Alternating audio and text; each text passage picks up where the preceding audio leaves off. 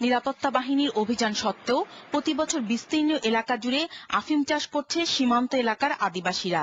অনেকটা অরক্ষিত, এখানে জনবসতিও নাই, যার কারণে আসলে আমাদের দেশের লোকেরাও না, অন্যান্য দেশ থেকেও এসে এখানে বসতি স্থাপন করে শুধু পপি চাষের জন্য।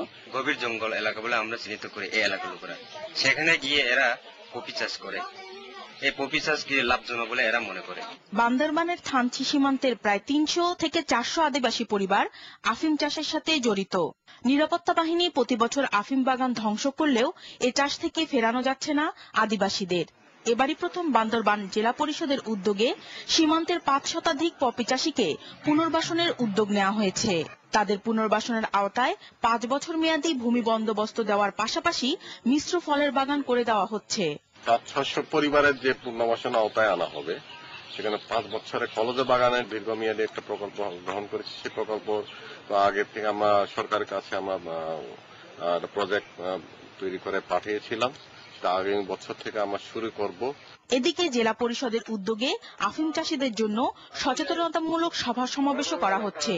সুযোগ সুবিধা পেলে আদিবাসীরা আফিম চাষ থেকে বিরত হতে পারেন বলে মনে করছেন সংশ্লিষ্টরা। Bureau report, ATN Bangla. এবারে বিশ্বকাপ ক্রিকেট কাউন্টডাউনের খবর।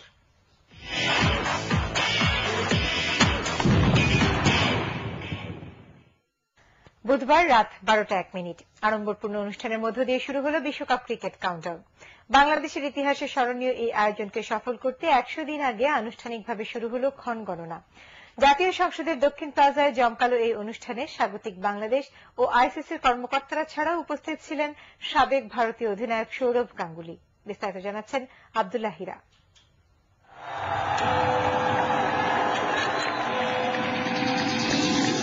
দেশের ইতিহাসে স্মরণীয় এক অধ্যায় রচনার মাহেন্দ্র ক্ষণ গণনা। রাত 12টা পেরোতেই বিশ্বকাপ ক্রিকেট 2011 ঠিক 100 দিন আগে আনুষ্ঠানিকভাবে শুরু হলো এর কাউন্টডাউন। আগামী 17 ফেব্রুয়ারি ঢাকায় যার পর্দা উঠবে। বিশ্বকাপের মাস্কাট স্ট্যাম্পটিকে আলোকিত করে হাতে তুলে দেওয়া হয় সময়ের ঘণ্টা, যা জানান দিচ্ছে বিশ্বকাপ ক্রিকেট সমাগত।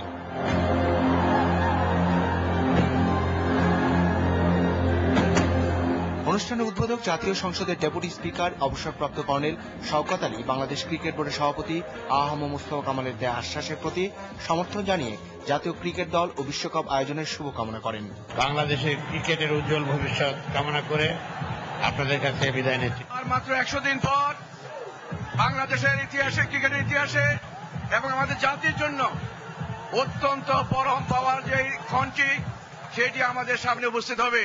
প্রায় 15 মিনিটের আনুষ্ঠানিকতায় আতশবাজি ও রং বেরঙের আলোক ছটায় রাতের আকাশ হয়ে ওঠে বর্ণিল। ভারতের সাবেক অধিনায়ক সৌরভ গাঙ্গুলী আশা করেন বাংলাদেশ ক্রিকেট দল বিশ্বকাপে এদেশের ক্রিকেট প্রেমীদের প্রত্যাশা পূরণ করবে। বাংলাদেশের অধিনায়কের কণ্ঠেও একই সুর। বাংলাদেশে অনেকবার আগে ক্রিকেট খেলেছি, এই প্লেয়ারদের সাথে খেলেছি, তাই ভালোবাসা রইল এদের প্রতি। এবং বাংলাদেশ যেভাবে এগিয়েছে, নিউজিল্যান্ডকে 4-0 হারিয়েছে এই রিসেন্ট সিরিজে, ওয়ার্ল্ড কাপেও বাংলাদেশের মানুষের কাছে এরা ভালো পারফরমেন্স দেবে। So big cheer for Mashrafe and his boys. অবশ্যই চেষ্টা করব, আমরা যারা প্লেয়ার আছে সবাই যদি ফর্মে থাকে, ইনশাআল্লাহ আমরা খুব ভালো একটা ওয়ার্ল্ড কাপ দিতে পারবো।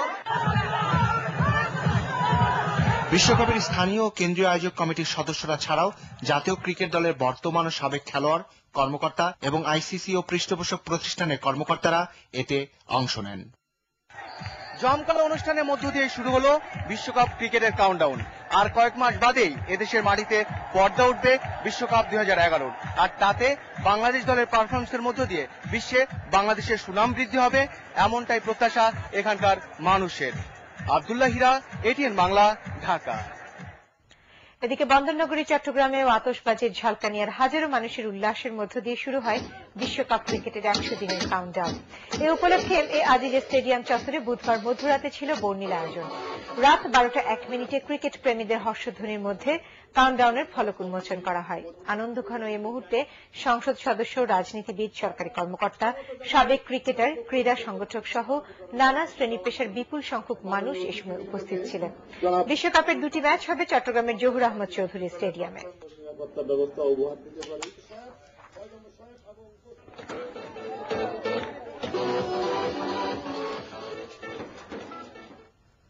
এবারে রয়েছে পার্টেক্স খেলার খবর।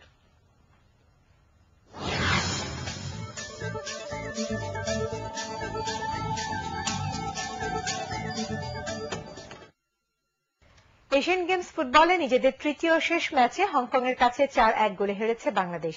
প্রথম 2 ম্যাচে হারায় আগেই বাংলাদেশের বিদায় নিশ্চিত হয়ে যায়। খেলার 2 মিনিটেই আউ ইয়ং চং এর গোলে পিছিয়ে পড়ে বাংলাদেশ।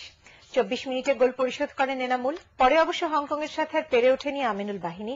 শেষ পর্যন্ত হংকং আরো 3 গোল করলে 4-1 হার মানে বাংলাদেশ।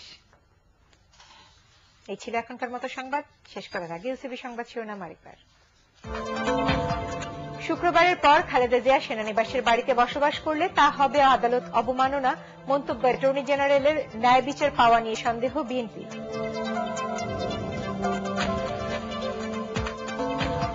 4,500 ইউনিয়ন পরিষদে তথ্য ও সেবা কেন্দ্র চালু, ডিজিটাল বাংলাদেশ গড়তে বড় বাধা সম্পদ নয় মানসিকতা, মন্তব্য প্রধানমন্ত্রী।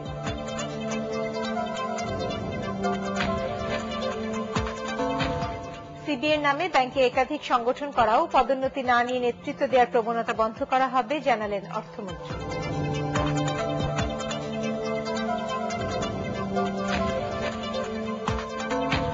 ফুলবাড়িয়ায় বাসে ওঠাকে কেন্দ্র করে ব্যবসায়ীর গুলিতে বাস চালক নিহত, হেলপার আহত, আটক 2 জন।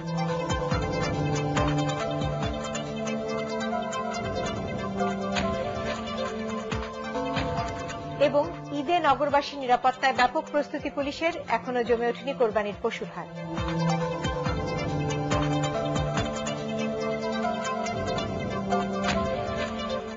এই ছিল এখনকার মতো সংবাদ। পরবর্তী সংবাদ দেখার আমন্ত্রণ জানিয়ে এখনকার মতো শেষ করছি।